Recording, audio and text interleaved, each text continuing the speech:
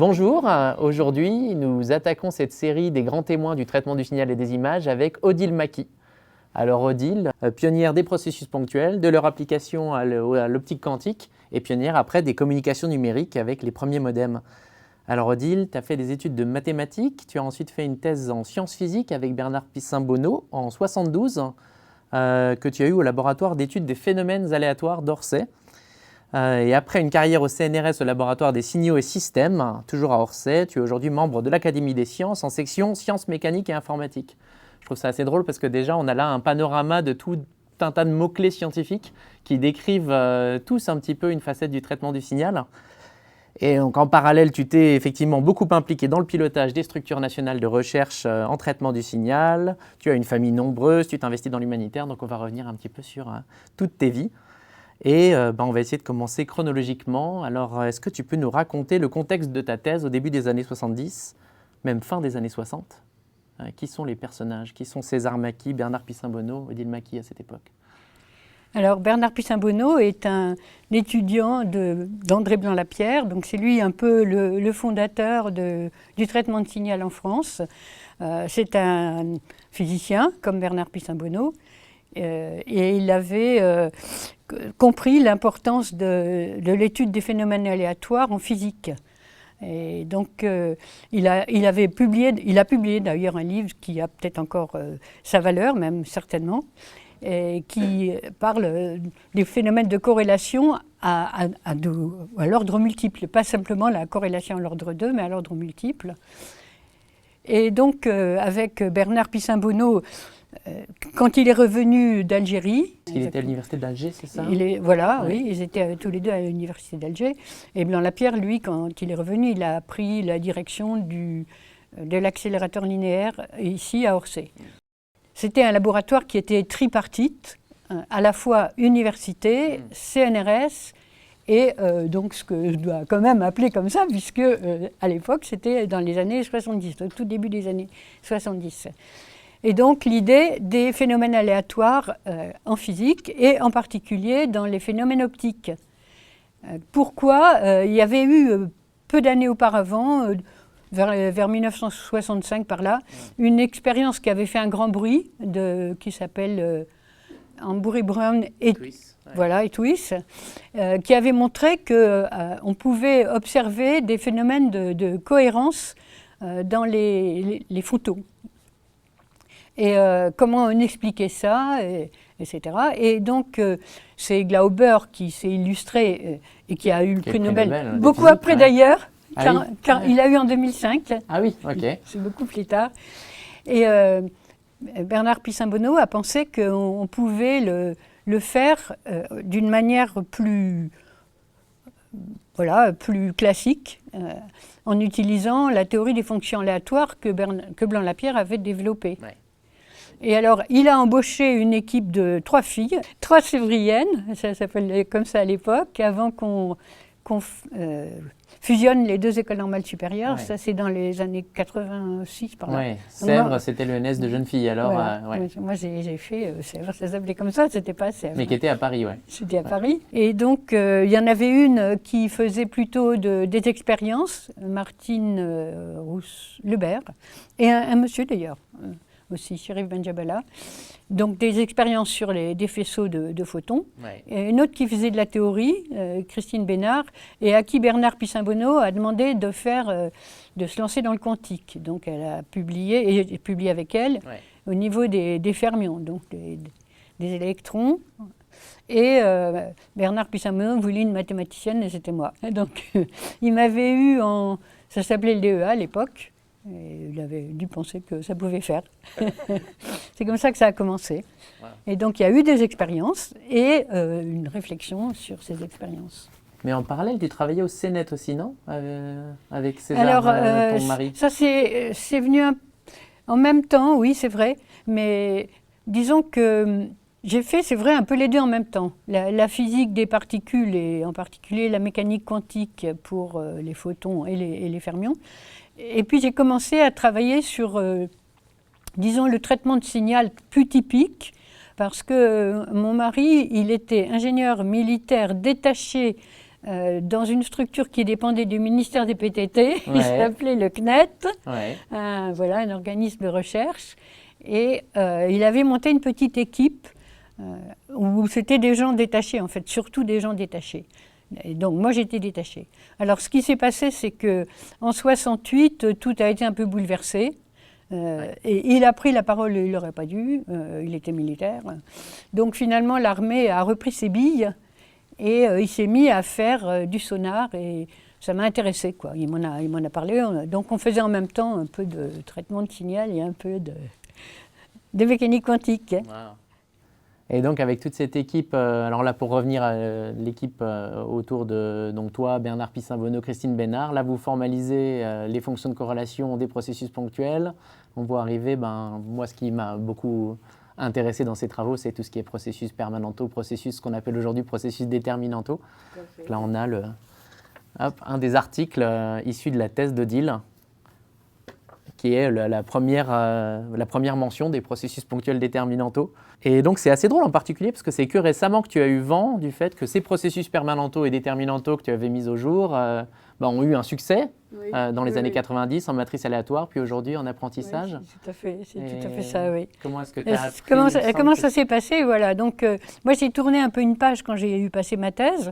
Enfin j'ai quand même publié, donc ça a été jusqu'aux années 1975. L'article que tu montres là, il est de 1975 dans le Journal of Applied Probability.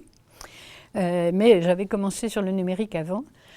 Alors, après, j'ai changé, je tournais la page. Beaucoup de chercheurs font ça, Dieu merci, on n'est pas bloqué dans un rail. Alors, c'est en 2012 que Étienne Gis, qui est membre de l'Académie des sciences, mathématicien, on voit un tableau gribouillé d'équations, et puis il a écrit en Maquis 1975, stochastique, ponctuel, processeuse, etc. Alors, Étienne Gis me dit c'est toi cet article-là ? Je dis non, je crois pas. Et c'est l'année d'après que j'ai reçu une lettre, alors là vraiment amusante, qui arrive, une petite écriture toute fine d'un professeur de Berlin, Hans Dessine, qui me demande s'il avait la permission de traduire ma thèse en anglais. Mais il faut dire que j'ai tellement pas cru à ça, je me suis dit c'est un canular, j'ai pas répondu. Ah oui, c'est un de ces emails comme on en reçoit beaucoup. Ouais, c'est pas un email, c'est une petite lettre toute mignonne à la main. Ouais. Vraiment. Et puis en fait, c'était vrai. Donc il a fait le travail. Il a traduit tout ça. Ouais. Donc là, on a Hans Dessine et Suren Pogosyan là, qui ont traduit, écrit aussi une postface sur l'histoire des processus ponctuels. Donc c'est disponible, tout en anglais. Alors je pense que c'était important, particulièrement pour les processus de fermions, disons, toutes ces particules quantiques qui ont des spins qui sont multiples non entiers de 1,5, parce que ça donne un processus où les points se repoussent. Et il n'y en avait pas jusque-là, sauf sur la ligne, le renouvellement, mais c'est à une dimension. Tandis que tout ça, ça peut être à n dimensions, le nombre de dimensions n'a pas d'importance. Et alors c'est quand même chouette, quoi. Et ça permet de décrire toute la statistique à tous les ordres. Et donc tu es passé ensuite à la théorie des communications numériques. Alors comment est-ce qu'on passe de la détection de particules aux communications numériques? Alors donc je t'ai un petit peu expliqué que j'ai été passée pendant une année par un centre de recherche des télécoms, quoi. Ça s'appelait le CNET, Centre national d'études des télécommunications. Donc on s'intéressait aux télécommunications. Et une question qui intéressait pas beaucoup de gens à l'époque, c'était de voir comment interviennent les questions théoriques, la théorie de l'information dans les processus de transmission, quoi. Donc la couche basse, pas le protocole de plus haut niveau. Et il y avait à l'époque, il n'y avait pas de numérique, donc c'est là qu'on a commencé le numérique. Donc les premiers modems, ils datent de ces moments-là.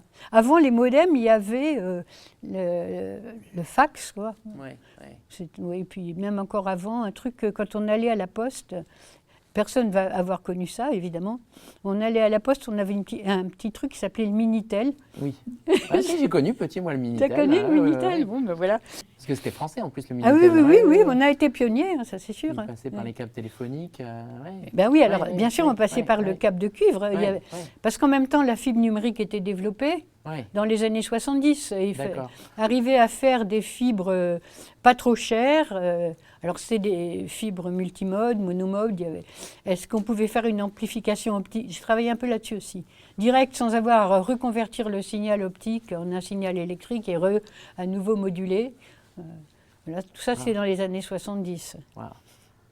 Et donc, en particulier, moi, j'avais vu que tu avais beaucoup travaillé sur les algorithmes de gradient stochastique. Oui, tout à fait. Et alors, c'était quoi ton grand projet? Alors, l'idée de base, c'est qu'il faut avoir des matériels simples. Là, au contraire, il ne faut pas beaucoup de matériel, pas beaucoup de puissance, pour qu'on puisse le diffuser à très grande échelle. Et donc, les premiers modems, ils ont commencé à, je ne sais pas, 4800 bits par seconde, 4,8 kilobits par seconde sur fil de cuivre. Et en même temps, les transmissions sur d'autres modes, par exemple dans l'atmosphère, par satellite, ça démarrait aussi. Et au fur et à mesure qu'on avançait dans la technologie, qu'on arrivait à augmenter la puissance des puces, eh bien sûr que les débits augmentaient. Mais les principes eux-mêmes ne changeaient pas tellement. On se trouve dans un environnement qui est instable, surtout par exemple si on passe dans l'atmosphère, les réflexions sur les murs, etc. La personne bouge, tout évolue. Et il est souhaitable que le traitement optimal s'optimise tout seul. Quoi. Ça prenne, quoi, on dirait aujourd'hui. C'est ce qu'on appelle de l'adaptatif. L'apprentissage, L'apprentissage, voilà, en suivi en ligne. Oui. Voilà. Ouais, d'où le gradient stochastique. Alors, le gradient stochastique, c'est un truc très simple qui ne demande pas beaucoup de puissance et qu'on peut mettre dans un tout petit matériel. Donc, voilà. Et puis, il y avait aussi quelque chose, le nom n'est pas resté, mais nous, on avait appelé ça aveugle. C'était pouvoir lancer un système, un modem, sans avoir à l'entraîner, qui s'entraîne tout seul, sans phase d'apprentissage.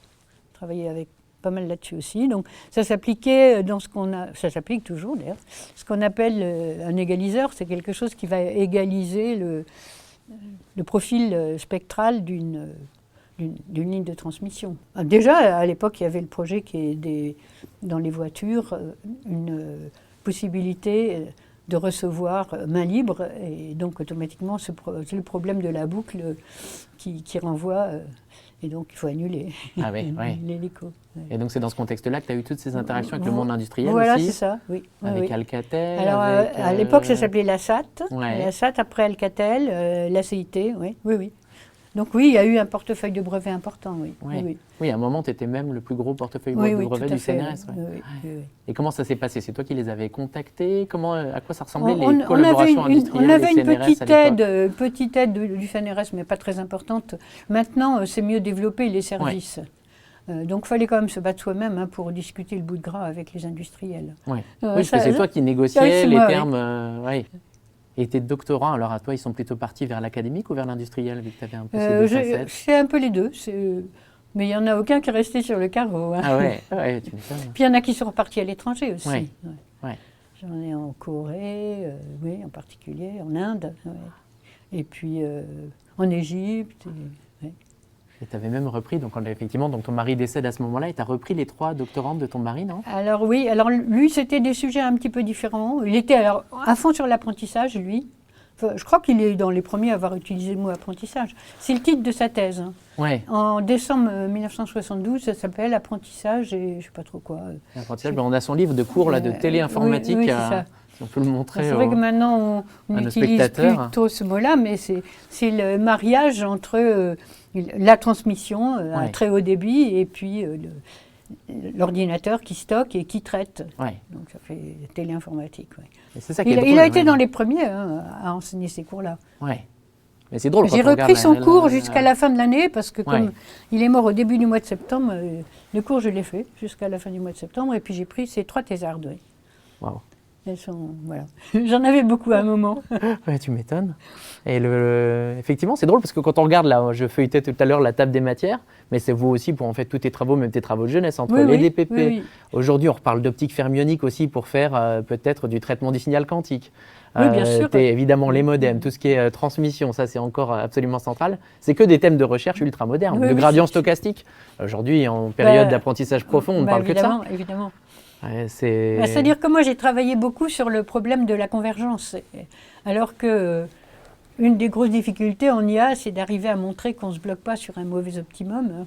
Ouais. Ça, c'est des problèmes qu'on ne se posait pas tellement à l'époque. Ah si, moi je les ai posés. Ouais. Si, mais tout dépend du contexte, hein, Ouais. du modèle qu'on peut faire. La grosse différence chez nous, maintenant, c'est qu'il y a des volumes de données énormes et donc des machines qui peuvent les traiter. Ouais. Mais conceptuellement, voilà, c'est toi qui sais plus si on a fait beaucoup de progrès sur la théorie en apprentissage. Ouais, je crois que sur la théorie, on a fait des progrès, mais il y a encore beaucoup à dire sur le paysage qu'on est en train d'optimiser, sur à quel point ces minima locaux sont dangereux ou pas, est-ce qu'on peut y rester piégé. Je pense qu'il y a encore beaucoup de choses à dire. Moi, je travaille sur la vitesse de convergence aussi. Ouais. Voilà, ouais. Et puis le suivi, le tracking des évolutions. En IA, pas toujours on est intéressé par ça. Il n'y a pas le contexte temporel en IA. C'est un problème, on file le bloc de données et puis on cherche une réponse. Ouais. Tandis que là, en télécommunication, le temps est le chef. Ouais. C'est une des contraintes quand même qui est assez sérieuse. Ouais. Après, on reste sur des problèmes. Il y a aussi encore des problèmes en ligne. C'est vrai que là, je regardais, je ne sais pas si c'est vraiment pertinent, mais récemment, il y a eu un gros article de Google là, sur un nouveau processeur quantique, et avec en fait tout un tas maintenant de procédures d'apprentissage qui règlent les paramètres des processus d'échange d'informations entre les différents composants de leur puce. Oui, Donc ça, et là, il y a des contraintes de temps incroyables, parce qu'il faut que ta machine classique, elle puisse en gros processer l'information quantique qui sort, et ça a l'air des problèmes, voilà, depuis les mathématiques jusqu'à l'ingénierie, qui sont absolument incroyables. Mais ça, c'est une des caractéristiques du traitement de signal et d'image, enfin de la discipline que le GRETSI soutient. C'est cette interaction formidable entre la réflexion théorique abstraite et puis l'application. Et moi, c'est ce qui me plaît, en fait.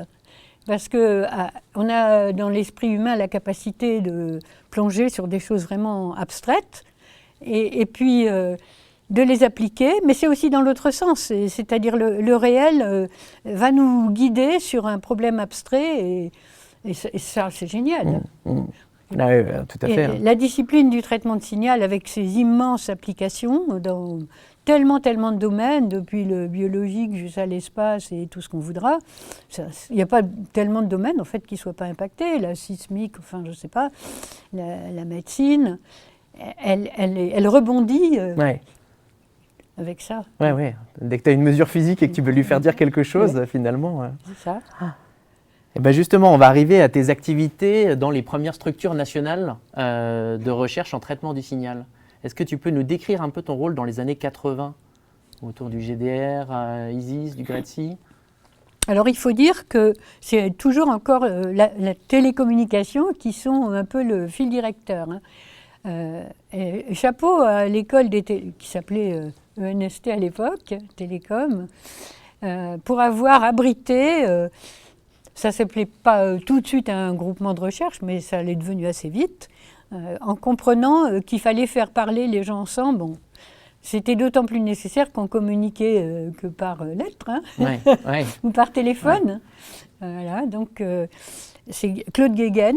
Il a créé ce groupement de recherche à cette époque-là, avec quelques branches particulières. Et ma foi, il a tellement bien réussi que il dure encore. Donc ça fait quoi? Ça fait 40 ans. C'est magnifique.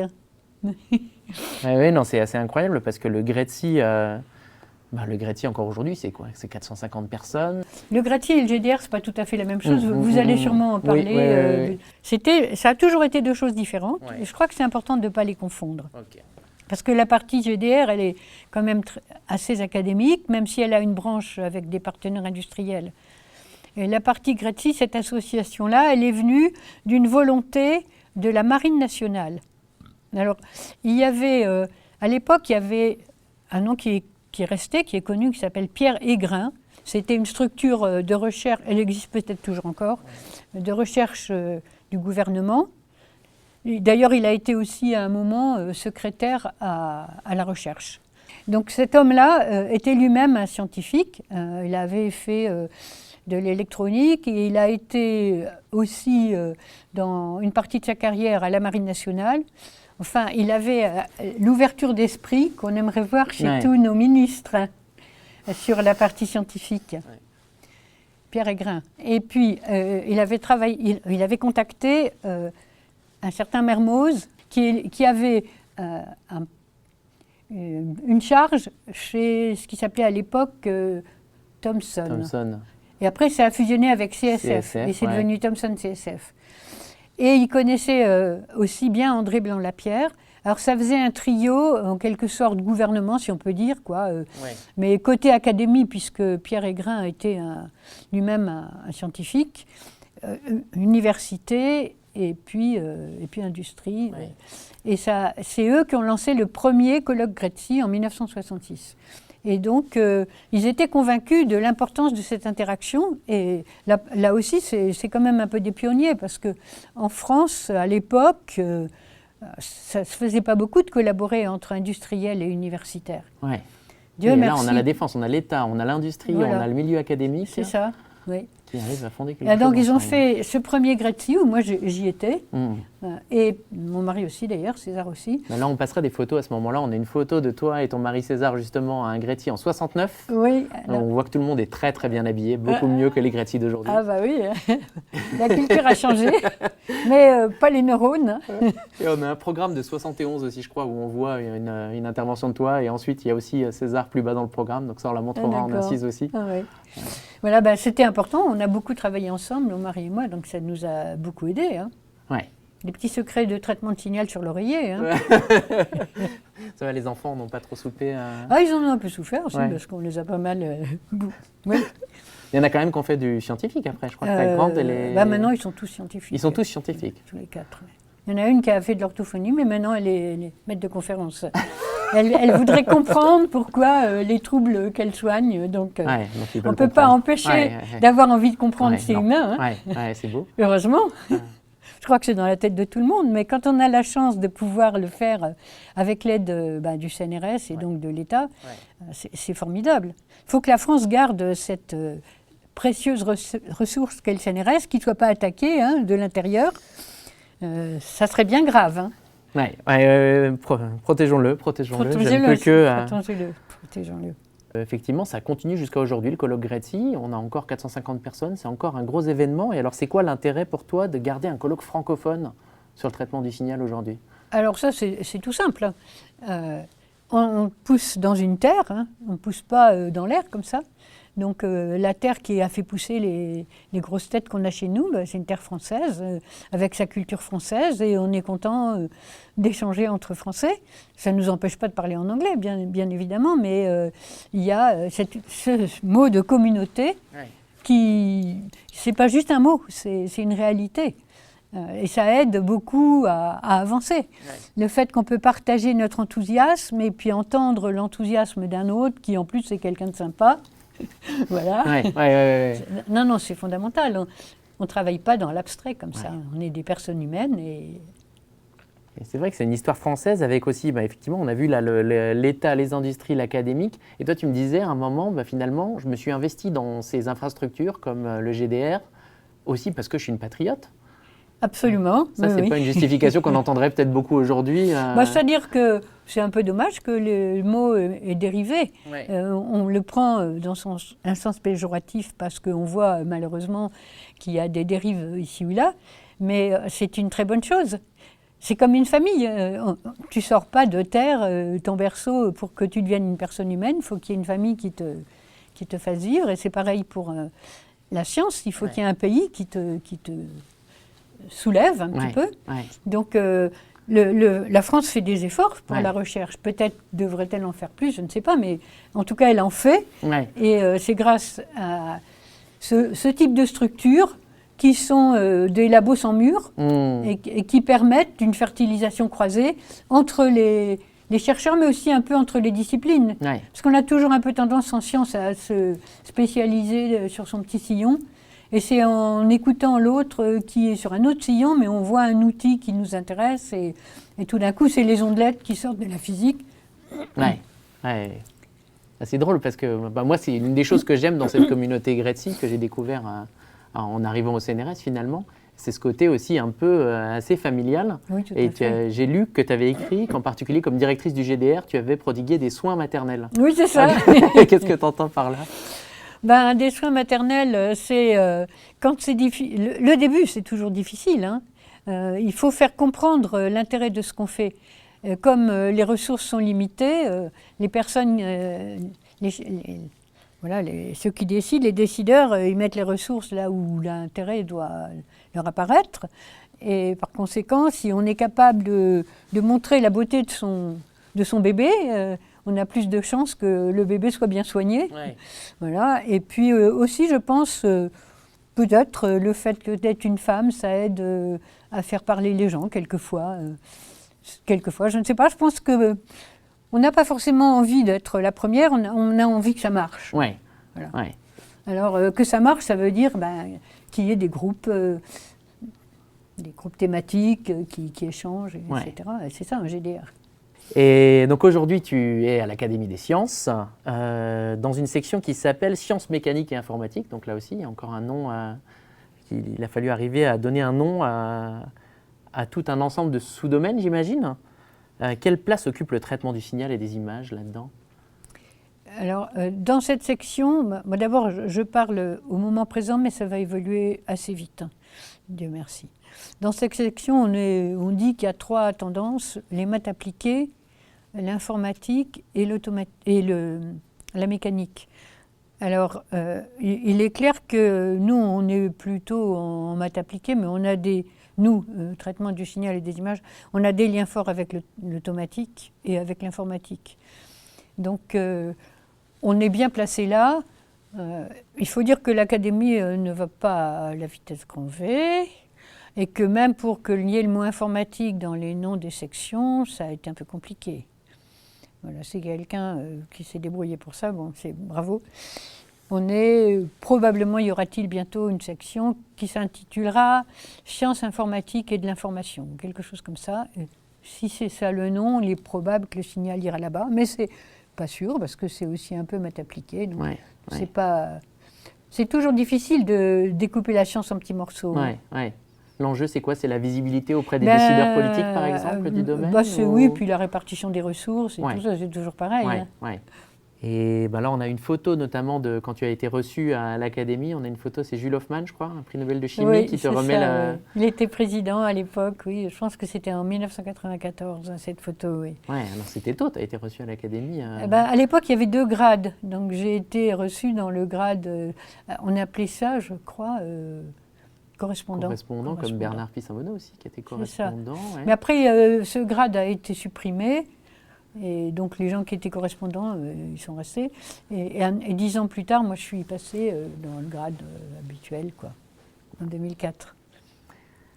Et là, tout à l'heure, j'ai noté que tu avais parlé qu'en tant que femme, peut-être, tu avais pu avoir une place dans le GDR ISIS qui aidait les gens à parler ensemble. On parle beaucoup en ce moment de la place des femmes dans notre communauté, la communauté informatique, mathématique, scientifique au sens large, et traitement du signal et des images en particulier. Qu'est-ce que tu as à dire là-dessus? Je sais qu'en particulier, tu as fait tes études en non-mixité, et la première fois qu'on en a parlé, ça m'avait un peu surpris. Mais tu trouvais que c'était plutôt une bonne idée à cette époque, en tout cas? Ça fait longtemps, hein. Ouais. Quand j'étais... Le lycée... On appelait lycée, ça commençait à la 6e. Il n'y avait même pas encore la notion de collège. La création du collège en 3e, c'est venu un petit peu plus tard. Il y avait le lycée de filles et le lycée de garçons. Ouais. Et j'ai été jusqu'au bac dans un lycée de filles. Ouais. Mais après, même tes études à l'ENS de jeunes filles, justement, c'est dans une ENS de jeunes filles. Voilà, alors, mais ça, c'est tout à fait différent parce qu'on peut voir que dans cette ENS, on faisait rigoureusement et strictement ce qu'on voulait au niveau études et qu'on commençait par nous envoyer à l'université. Donc on n'a pratiquement pas eu de cours à l'ENS. On a eu quelques grands pontes qui nous faisaient des petites classes. Je ne sais pas si ça s'appelle comme ça. Mais pour le reste, on était dans les amphis à Jussieu. À l'époque, c'était à Jussieu.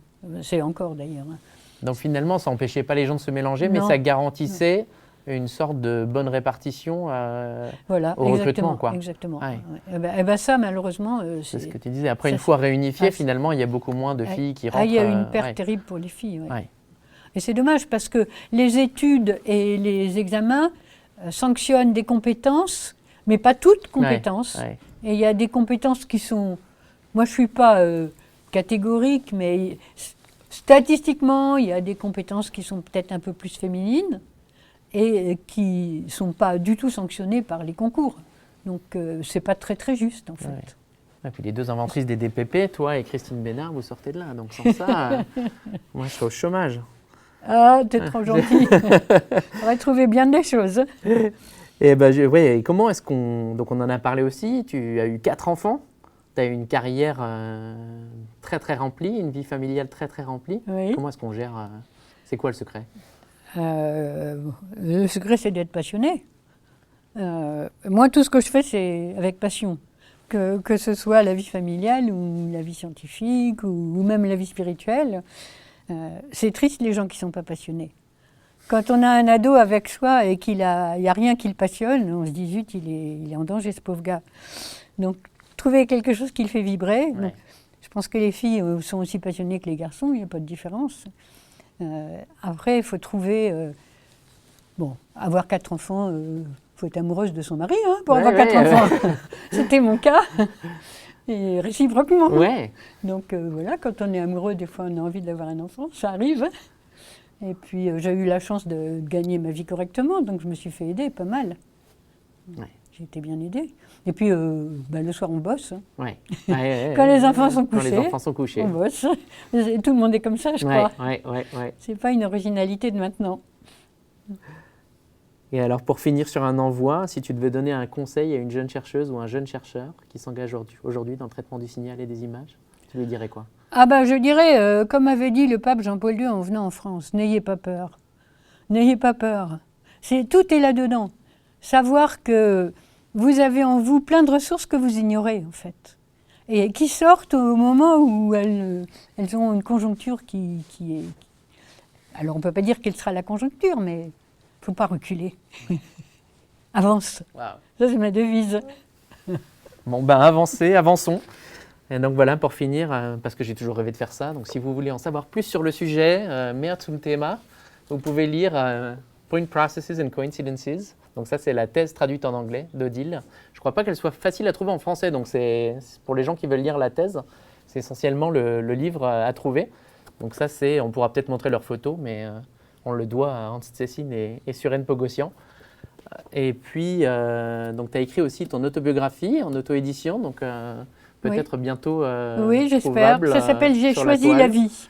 J'ai choisi la vie. Donc ceux qui veulent en ça savoir plus... raconte comment surmonter un deuil quand on a 35 ans et que qu'on a la foi dans l'avenir et dans la vie chrétienne, Jésus, et voilà, tout ça, ça fait marcher.